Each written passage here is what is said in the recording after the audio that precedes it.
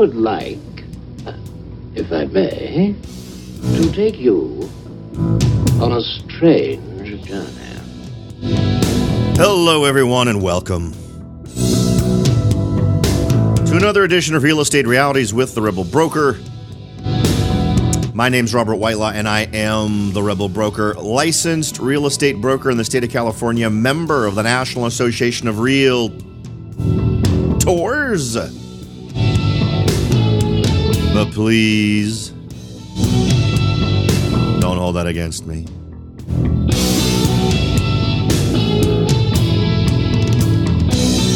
It's been an interesting one, folks. Since last we spoke, I had a listener reach out. Not the usual contact I usually have from a listener, but it was at least interesting. We'll talk about that in a minute. As usual, the best way to get in contact with me is through the website. You can do that at therebelbroker.com. From there, you can click on the contact link in the menu bar. Send along any ideas, suggestions, questions that you might have. Feel free. Of course, while you're there, take a second to click the big red button at the top of the page titled Take the Survey to Support the Show. You're not just taking a survey to support the show. No. You are also entering your name to win a $50 Amazon gift card. Now, we've already given out September's winning card, but of course, October is right around the corner, and we will be doing it again next month. So head on over to therebelbroker.com, click the big red button, do the whole wonderful for me thing and do the survey, but then I'll do the wonderful for you thing and put your name in the hat for the next drawing. So good luck to you and congrats to the folks who've already won their $50 Amazon gift card. We have a few nuggets. You know, it's one of those days where there's several different nuggets. We've got a couple of big stories that I think I'll probably save till tomorrow, but one thing I wanted to mention was that listener contact who really kind of, I think, maybe just solved all of our problems, or really didn't solve our problems, but made our problems moot. I got a call from a listener who was eager to explain to me that we don't need to worry about any of this stuff. We don't need to worry about where the best markets are. We don't need to worry about what the real estate market's going to do over the next year, whether things are going to go up or go down. We don't need to worry about any of those things anymore, folks, because on September 23rd, the world is going to end anyway. So there is no point in worrying about any of this. So I'm not going to budget for that. I'm going to go ahead and make some assumptions. I'm not canceling like my dinner reservations for the night of the 23rd or the 24th. I think I'm going to go ahead and coast with current plans. But just so you know, everything's going to clear right up in terms of not having to worry about what to do with your investments as of the 23rd. So you can feel free to Google. I was actually kind of taken by surprise. I had not heard the world was going to end on the 23rd. But if you just type in to Google September 23rd and watch all of the interesting things it assumes you want to find out about, you're going to find out about Planet X. You're going to find out about an interesting alignment of stars. You're going to find out about a supposed biblical indication that we're going to have trouble on September 23rd, 2017. So take your pick. It's kind of a pick your poison end of the world apocalypse kind of thing. So you can go with whichever one sounds most feasible to you and enjoy. In other news, I don't want to dwell too long on that. I suppose if you really wanted me to, we could go over that, but I think it might be better to move on to this, just in case, right? You know what? I'm always about plan A, plan B, plan C. I'm about having multiple plans just in case the apocalypse does not come on the 23rd. I thought, let's talk a little bit about what might happen if the apocalypse doesn't occur. Interesting data here, according to the National Association of Realtors. We had another month where existing home sales slump. And again, not a surprise, because while the number of existing homes is dropping, we're not seeing prices drop, right? And that's really what the key is. We're seeing just this really suppressed level of inventory. Now, this is coming to us from Zero Hedge. July's housing data shows that there was a permit rebound, which brought a little bit of hope, despite the fact that there was a collapse in that stuff in mortgage applications the week before. August existing home sales crashed, dropping to 1-year lows. A 1.3 month-on-month, a 1.3% month-on-month decline. In July and August saw existing home sales tumble 1.7% month-over-month. So not great data there in terms of just an indicator of the volume. The median existing home price for all housing types in August was $253,500, which is up 5.6% from August of 2016. August price increase marks the 66th straight month of year-over-year gains. And let's calibrate. Whenever you're talking about numbers like this, like prices, home prices, the number you want is that year-over-year gains. You don't want to spend too much time focusing on month-to-month gains because it doesn't take into account seasonal things, right? We all know that the market kind of fluctuates up and down, left and right as you move through the year. So when you're looking at numbers, the best ones to look at are typically those year-over-year changes. And in this case, it continues to paint the same picture we've been talking about for well over a year on this show in terms of it really being all about inventory. We're just continuing to see not enough homes on the market, and that is feeding this frenzy of purchasing at much higher levels. Let's go ahead and throw a quote out there from Lawrence Yun. Now, he's one of my favorite guys. If you've been a listener for a while, you know I've not had a whole lot of wonderful things to say about the chief economist for the National Association of Realtors, who is Lawrence Yun. Quote, what's ailing the housing market and continued to weigh on overall sales is the inadequate levels of available inventory and the upward pressure it's putting on prices in several parts of the country. Sales have been unable to break out because there are simply not enough homes for sale. So it's a rare instance where I am right on board with Mr. Yun. So yay. I usually make fun of things he says. So this time I think I can kind of get on board with what's happening. So that's kind of an interesting piece of data. Now, this article also kind of breaks down at the end of this article some other details which I thought were interesting to share. So I thought I'd run through those. Properties typically stayed on the market for 30 days in August, which is unchanged from July and down from 36 days a year ago. 51% of homes sold in August were on the market for less than a month. Now, if you remember the numbers I shared for you for Santa Clara County, the days on market is now weeks, not months. The most recent data we have gives us about 3 to 4 weeks worth of waiting time in terms of how long homes are staying on the market, which is ridiculous. Other data, first-time buyers were 31% of sales in August, which is down from 33% in July and is the lowest share since last August, which actually matches last August at 31%.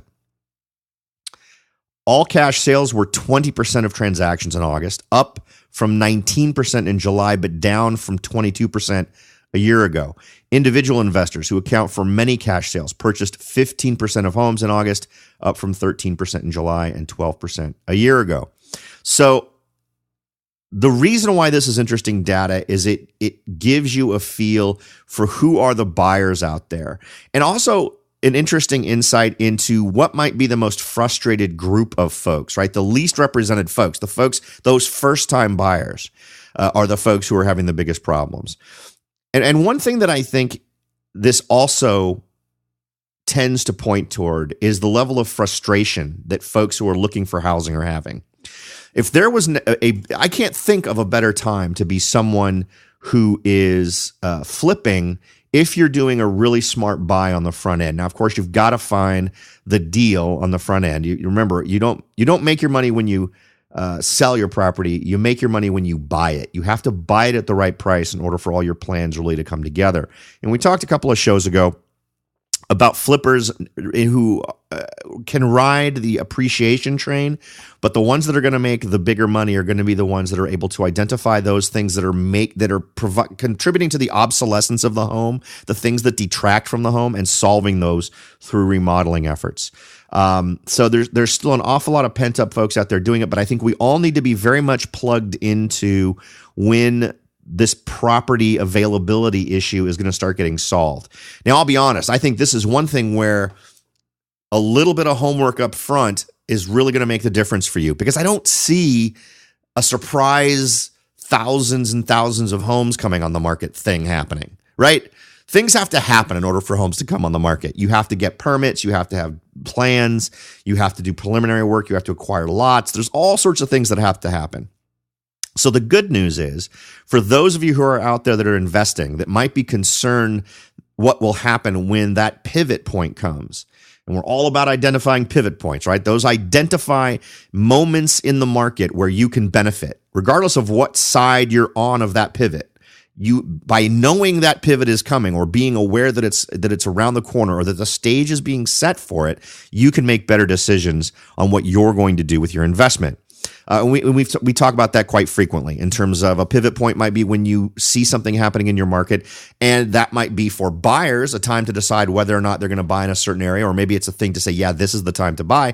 And for folks who already own in those markets, it might be the time to say, this is where I can get the maximum number out of this property if I sell it instead of doing my buy and hold strategy. So these are the things that we want to find. And this is the kind of data that we want to see. But there's other data I like to pay attention to when it comes to this kind of stuff. And here is one. Architectural billings. I think architectural billings is a great thing to look at because it tends to be a very forward-looking indicator. It's an indicator of new commercial real estate in this particular case. So sadly, we're not seeing the kind of growth that we would want to see in homes, in the kinds of things that would tend to fix this inventory problem. The article was discussing this. The American Institute of Architects reported the August ABI score, or Architectural Billings Index, was 53.7, up from a score of 51.9 in the previous month. The score reflects an increase in design services provided by U.S. architecture firms. Any score above 50 indicates an increase in billings. The new projects inquiry index was 62.5, up from the reading of 59.5 the previous month. Okay, but let's go by sector because that's really where we care, right? Commercial industrial was leading the way with 57.6. So that's really where the bulk of this is happening. Multifamily residential was 53.8. So that tends to be things like apartment complexes, those kinds of things. And mixed practice was 52.5. Institutional was 50.1. So if, like me, you see any of these wonderful articles talking about the positive architectural billings index growth streak, which seems to be what everyone is talking about, the growth they're talking about is in commercial, not so much in residential, unfortunately. Now, next I want to talk to you about interesting data that we need to decide how it's going to impact the market in California. Now, granted, so many of my listeners are not in California, but we've talked a lot about California in terms of what it means when big things happen in California. How does that affect overall markets across the country? Of course, this has been the epicenter of a lot of good and bad in the real estate world. But we have to see what the underpinnings are. One of the things I've always talked about is what really makes what really makes success in real estate in general is folks able to participate in the marketplace. And that usually means being employed and having a job that facilitates an ability to afford to buy real estate, those types of things. Interesting data has just come out that could really rock the boat in California. So we're going to take a quick break and talk about that when we come back, so don't go away. Are you ready to jump in and start your search for your first investment property? Maybe you've decided that it's time to own your own home, or maybe you're ready to sell your home and move on to something new. No matter what your goal is, the Rebel Broker can help. That's right, aside from hosting this show, I am also the owner, broker of Whitelaw & Sons Real Estate Services right here in Silicon Valley. With over 25 years experience serving Silicon Valley, Morgan Hill, San Martin, and Gilroy, I or one of my great agents can help you achieve your goals in real estate. So if you're ready to look into taking that next step towards achieving your real estate goals, point your browser at www.soldbyrobert.com. That's www.soldbyrobert.com and get in touch. Let me show you how I will earn your business and your respect. Again, that's www.soldbyrobert.com, or you can call me at 408-852-0525. California Bureau of Real Estate ID 00984-909. Welcome back, everyone. Well, it's time to get into the meaty stuff today. We are about to talk a little bit about something that I think is interesting data for anybody who wants to get an idea of what's going on with California. And if anything can kill a real estate market, it's the things that are going on in California, particularly the more populated areas. Let's rewind a little bit. We've been talking about this phenomenon in California for over a year. I think it's almost 2 years now. One of the first surveys we looked at talked about how 34% of folks who lived in Silicon Valley wanted to leave. They wanted to move out. So we've got some newer numbers on this, and it's kind of staggering. And when you look at broader or more targeted chunks of the population, like the 19 to 39-year-olds, for instance, the numbers get even more interesting. And if this starts to become a real thing, it could really shift how the real estate market in California works. Now, again, as I mentioned earlier in the show, this is not the kind of thing that's going to happen overnight. You're not going to wake up one morning and discover this has happened. It's going to be something that's gradual, but you'll be able to see the signs of it coming. And again, it's something that should affect how you manage any investments you might have in California. All right. So there was a recent report from the California Association of Realtors that showed that the housing situation isn't getting better. We've talked about that. We already went over data that talks about that, relating to just not enough homes being built. And we continue to see half-hearted attempts. We've seen things that are encouraging, right? We saw some very encouraging changes in rules and regulations relating to development that were going to allow individual homeowners to put in investment elements into their properties, whether that was going to be an in-law quarters that they could then rent, or if they wanted to create different kinds of ways to make it a multi-unit situation where they could rent out a portion of it. Those were all great things. And that was coming from places like San Francisco, where that kind of stuff almost never happens. So that was all good news. But we haven't seen things where but that shifts the onus to homeowners, right? If you're an investment-minded homeowner, great. You now own a piece of property that you can now do things to make it generate income if that's what you want to do. However, it doesn't address the other side of that equation, which is burdensome regulations and fees that make it very difficult to build homes people can afford. We've talked about that before as well. If you want to go back to therebelbroker.com, check out some of last year's shows, even 2 years ago shows, where we talked about areas in California that will basically, I don't even know what to call it. They basically charge $100,000 if you're a developer who wants to build a home. There are developments in some counties and cities where on top of everything else you have to pay, that already pays for the new roads and the infrastructure and all these other things, you're expected to simply drop $100,000 per home you're building to the local city or county. And that's basically highway robbery. And of course, the builder just doesn't absorb that cost. They pass that right on to buyers. So that's one reason why in many areas you've seen such bloated costs. If we don't address that side of it, we don't really solve the problem. We're really nibbling at the edges with some of the small token things that have been done by certain communities to make it easier for individual homeowners to make their specific properties something that might put a dent in some of the housing needs.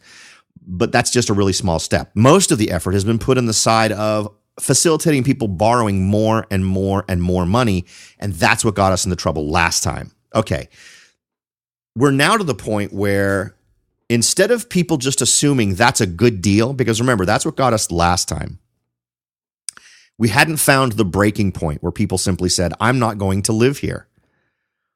People just assumed the real estate prices would continue to go up, so everyone was willing to go into more and more debt because they figured, well, even though I might go into ridiculous debt today, the thing I'm using to go into that debt will be worth so much more in a year that it's okay.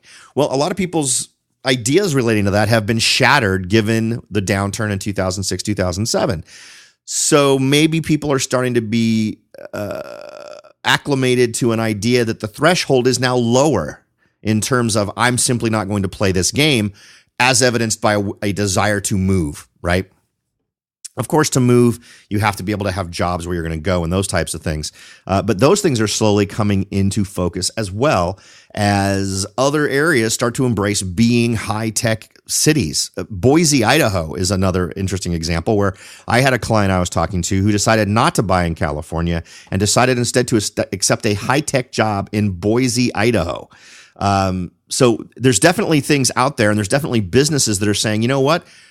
We're at that point too. We don't want to play the game here anymore because California is just too ridiculously expensive. Okay, so let's go ahead and look at some of this data.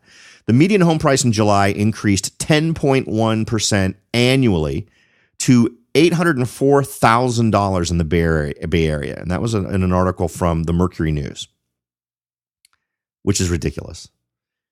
And remember, that was the median home price from July to July. So over 1 year was 10.1%.